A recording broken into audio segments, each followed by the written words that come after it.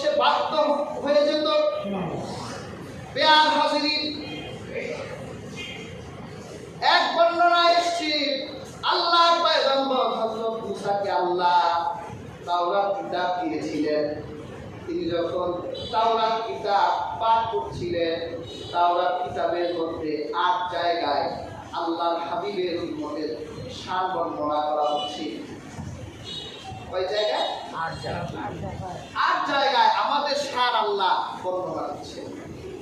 মুসা আলাইহিস সালাম এত মুক্ত বলে আবার আল্লাহকে দেখে বলছে, আল্লাহ এত শান কোন উম্মতটা আমাকে দিয়ে দেন। আমার উম্মতের তো এত শান নাই। আল্লাহ রাব্বুল আলামিন বলে, না মুসা, এই শান তো তোমার উম্মতের নয়, এই শান তো আমার রহমতের নবী মুহাম্মদুর রাসূলুল্লাহ তার উম্মতের শান এটা। মুসা আলাইহিস সালাম আরেক জায়গায় শান পেলেন, আল্লাহ উম্মতটা আমাদের দেন। আল্লাহ বলে, না, এটা আখিরি জমানার নবীর উম্মতের শান। ৮ বার পর ৯ বারের বেলা আল্লাহ পয়গম্বর হযরত মুসা আল্লাহকে বললেন, আল্লাহ যদি ওই উম্মত আমার উম্মত না বানান, তাহলে আমি মুসাকে ওই নবীর উম্মত বানাই নেন। যদি ওই নবীর উম্মত আমারে না দেন, তা আমারই নবীর উম্মত বানান। আল্লাহ পাক বলল, মুসা দেরি হয়ে গেছে, তুমি যদি প্রথমবার বলতে আমাকে ওই নবীর উম্মত বানাও, তাহলে আমি বানাতাম। তুমি ৮ বার ওই নবীর উম্মত তোমার উম্মত চেয়েছো, তুমি ৯ বারের বেলায় ওই নবীর উম্মত হতে চেয়েছো। তুমি যদি প্রথমবার বলতে, তাহলে আমি তোমারই মুহাম্মদুর রাসূলুল্লাহ উম্মত বানাই দিতাম।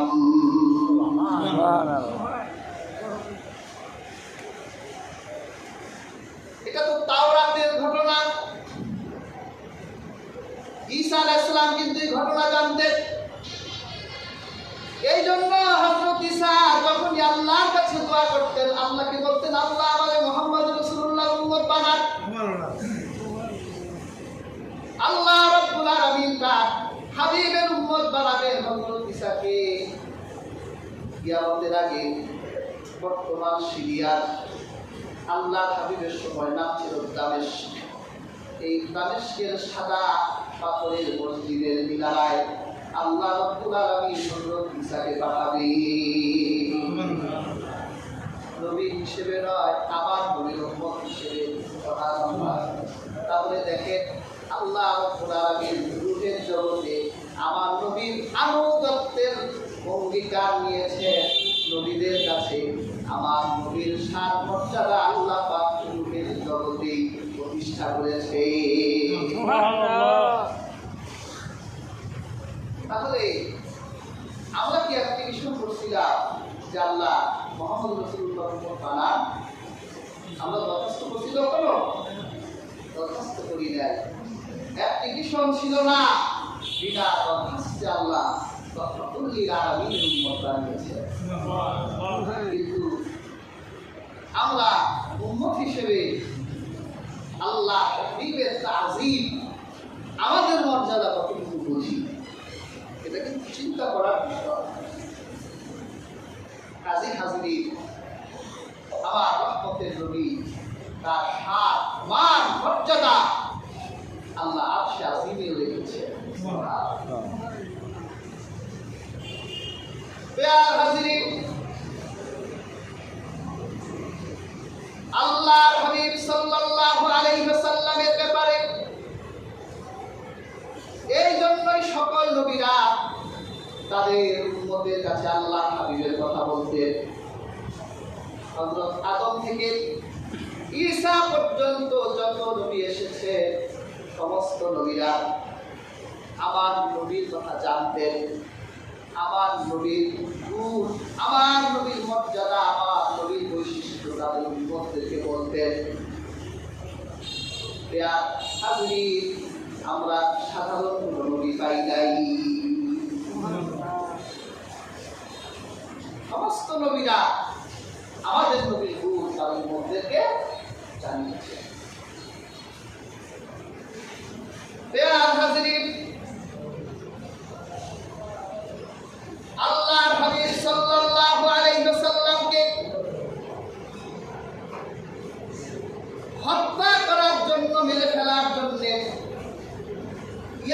ইহুদিরা কত কূপ কেটেছে হিসাব ওরাই, কারণ ওরা তো আগেই জানতো আখিরি জমানার নবী আসবে। ওরা এটাও জানতো যে বনী ইসরাইল থেকে আখিরি জমানার নবী আসবে না, আখিরি জমানার নবী আসবে আরবের মরুর প্রান্ত থেকে, কুরাইশ গোত্র থেকে। এটা ইহুদিরা আগ থেকেই জানতো।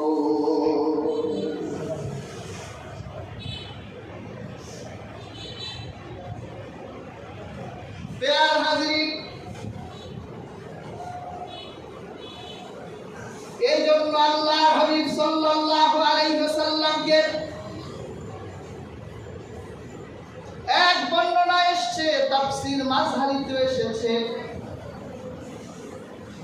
আল্লাহর হাবিবের জন্মের প্রায় অর্ধ শত বছর আগে মদিনায় এক ইহুদি এসেছিল।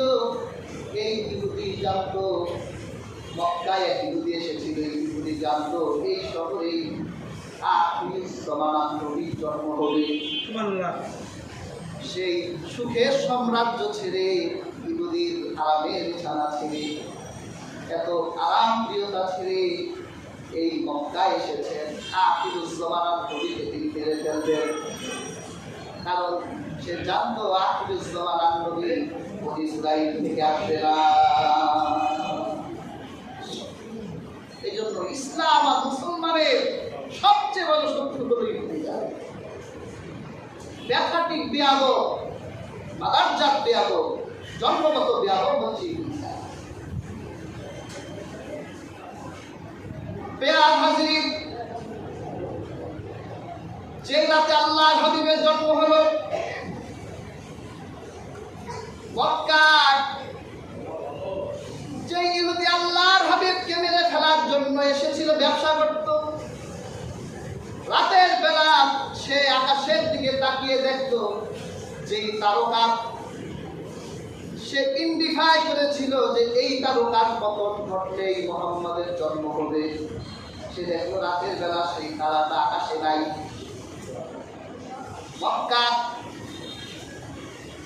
কুরাইশ নেতাদের জুয়ার আসরে দৌড়ে গেল, যারা জুয়া খেলছে বড় বড় নেতারা, কুরাইশরা দৌড়ে গিয়ে বলে, ওরে কুরাইশরা, কি কপাল পোড়ার কাজ করছো, কি জুয়ার মধ্যে মস্ত হয়ে আছো, আজ তো তোমাদের ভাগ্য খুলে গেছে, তোমরা যার যার বাড়ি যাও, বাড়ি গিয়ে তালাশ করো তোমাদের কুরাইশদের মধ্য থেকে আজ কোনো শিশু সন্তান জন্ম হয়েছে নাকি।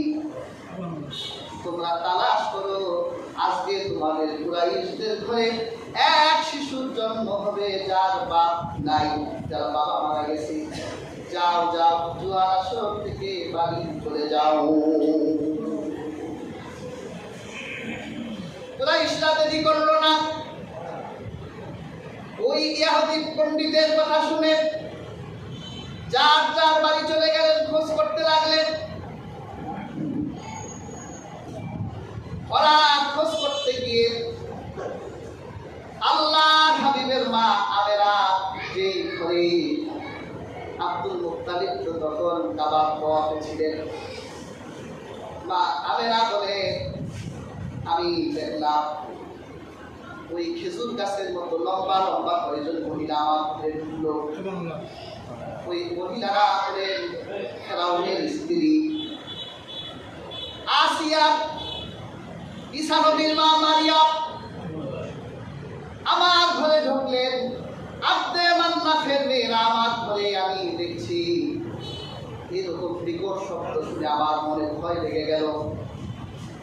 আমার মন যখন আতঙ্কে, এমন সময় দেখলাম কিছু সাদা পাখি আমার বুকের উপর এসে বসে আমার বুকটা মুছে দিল। মুহূর্তের মধ্যে আমার ভয় চলে গেল।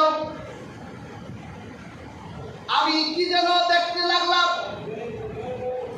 যা কোনোদিন দেখি নাই তাই দেখতে লাগলাম। আমার ঘরে মুহূর্তের মধ্যে আমি তাকিয়ে দেখলাম সেজদারত অবস্থায় আমার ছেলে মুহাম্মদ দুনিয়ায় এসে গেছে। আমার ছেলে সেজদায় মুহূর্তের মধ্যে দেখলাম সাদা আবরণ আমার ছেলেকে ঢেকে দিল। গাইবি আওয়াজ আসবে, তুলে নেন, এরে দুনিয়ার সব মাখলুকের কাছে তুলে ধর। কারণ এ তো শুধু নবীদের, এ তো মানুষের নবী নয়, কিন্তু গাছপালারও নবী।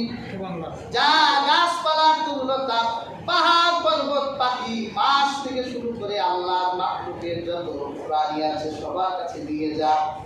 এই জন্যই তো সবাই আমার নবীকে চিনত, কারণ সবার কাছে আমার নবীকে উপস্থাপন করা হয়েছে। হাজিরিন, আমেনা বলেন, আমি শুনলাম অদৃশ্য এক আওয়াজ বলছে, সমস্ত নবীদের চরিত্রের সাগরে এরে ডুবাই দে, সমস্ত নবীর উত্তম চরিত্রের অধিকারী বানাই দে।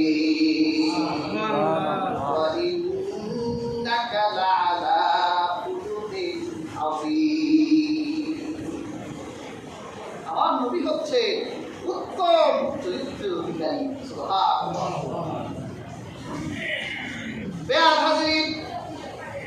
কুরাইশরা এসে আমেনার ঘরে পেলেন এক বাচ্চা। ওই যে মক্কায় থাকা ওই ইহুদির কাছে খবর পাঠালো, যেই সন্তানের সন্ধান করার জন্য তুমি আমাদের বাড়ি পাঠিয়েছো, আব্দুল্লাহর ঘরে মা আমেনার ঘরে ওই শিশুকে জন্ম নিয়েছে। ইহুদি বলল, আমারে নিয়ে চল, আমি ওই বাচ্চাকে আমার নিজের চোখে দেখতে চাই। ওর উদ্দেশ্য ছিল আল্লাহ হাবিবকে হাতে নিয়ে সে মেরে ফেলবে, কারণ সে চায় না, তার মনে হিংসা, সে চায় না কুরাইশদের থেকে নবী আসুক, সে চায় তার বনি ইসরাইল থেকে নবী আসুক। আল্লাহ হাবিব সাল্লাল্লাহু আলাইহি ওয়াসাল্লামের মা আমেনার ঘরের দরজার সামনে যখন গিয়ে এই ইহুদি দাঁড়ালেন, আর মা আমেনার কাছ থেকে যখন আল্লাহ হাবিবকে দিয়ে ইহুদির হাতে দিলেন, আল্লাহ হাবিবের নূরের চেহারা দেখে ইহুদি অজ্ঞান হয়ে গেল।